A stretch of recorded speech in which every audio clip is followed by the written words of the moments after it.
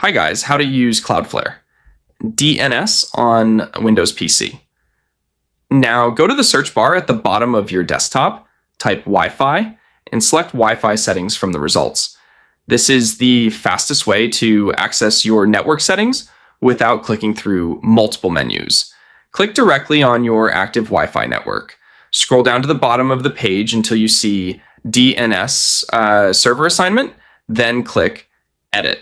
Here's a common mistake. People often click Properties instead, which takes you to a different menu.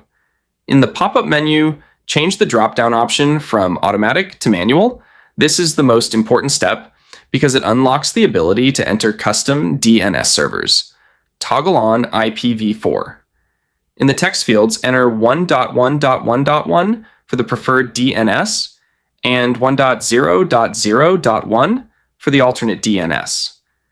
These are Cloudflare's lightning-fast DNS servers that can speed up your browsing and gaming. Click the Save button to apply the changes and finish setting up Cloudflare DNS.